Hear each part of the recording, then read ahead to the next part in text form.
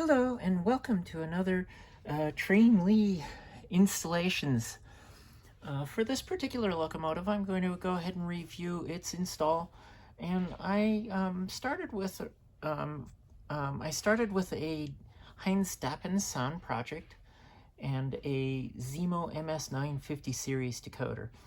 Now, what's fun about it is that I did have to modify that sound project quite a bit to just expand it and update it with the to work with the MS decoders a little bit better.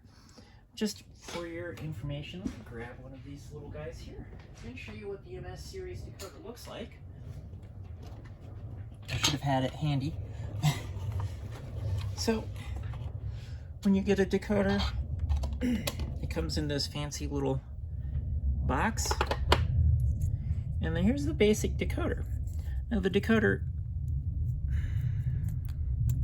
comes with a board that can have screw terminals or solder pins, or there's also an adapter that allows the decoder to be plugged into a Bachmann socket as well. So here's the actual decoder, and I spend some time programming it and reviewing it. Now, one thing I've been doing with my installations is that I also 3D print a speaker holder. Here's the speaker holder. And this gets mounted internal to the locomotive. So in this particular case, and I'll take this up a little bit here, open up the top. There's the actual decoder mounted on the speaker box and inside the speaker.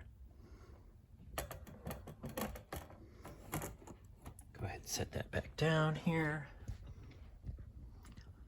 Now this particular locomotive, like all other locomotives, I generally assign, I don't know who officially started this, but it became commonplace specifically for Zimo decoders to use F8 as the sound on and off, so I generally do that.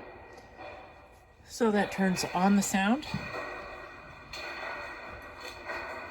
And in this case, F0 turns on the lights. And I have it automatically turn on the cab light at the same time with the locomotive.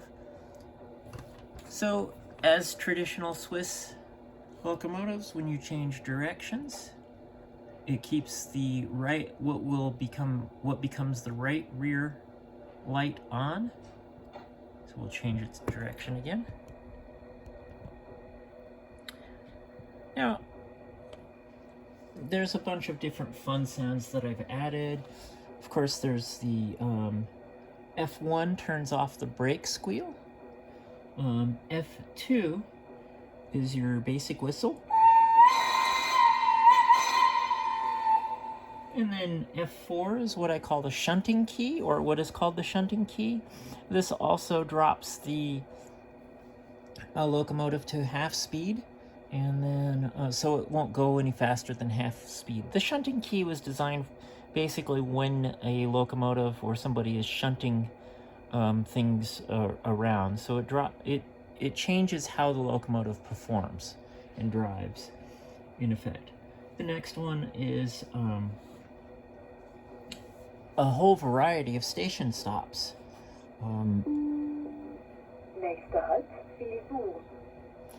And it will, every time you press the same function key, F5 in this particular case, it will cycle through all the different station stops.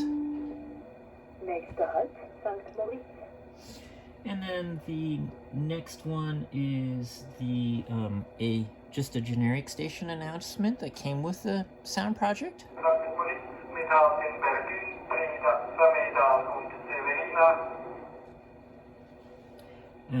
F7 is the curve squeal effect. In the earlier sound projects, you either just turned the sound on or off. Now we can change it, and we can have two or three different curve squeal sounds, and they are activated based off of movement only.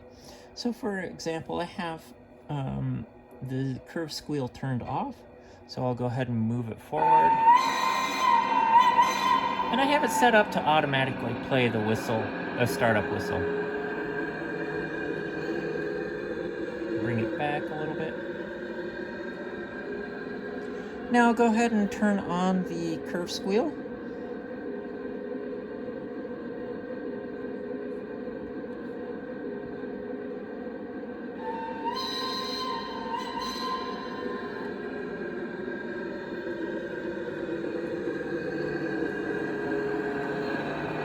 There's a little bit of extra clickety-clack from the wheels, and as you start moving it faster, it changes to that curve squeal. So let's go ahead and let's see if I can, I'd have to put it up on the rollers to show you that, to run it fast enough. So of course that's F7, and then F8 turns the sounds on and off, and then finally F9, it says two different announcements about loading and unloading, basically. And then F10 is volume up, and F11 is volume down. The only problem with it is if you turn the volume down too much, you can turn the volume all the way off essentially by turning it down too much, by leaving F11 depressed. F12 is a basically cab chatter. And then F13 and 14 are two different air pumps that are available for the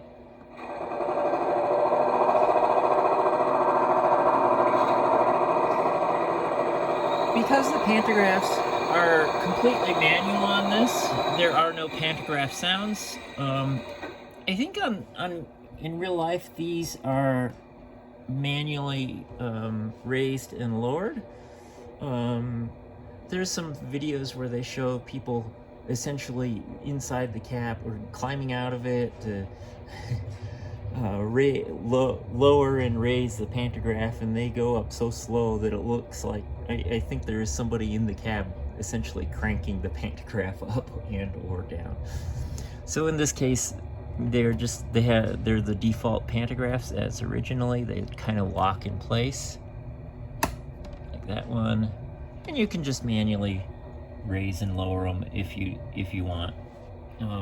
I don't have them electrically connected, and I have no switches anywhere to switch between track pickup and the pantographs on this one.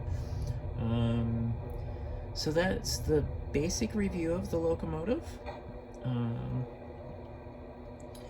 This one was a original style crocodile, and what I did is I ended up upgrading the motor blocks from the classic split motor block to a more contemporary style motor block. I used the original wheels, but all the electronics and everything have been updated in it. Thanks for watching Train Lee Installs.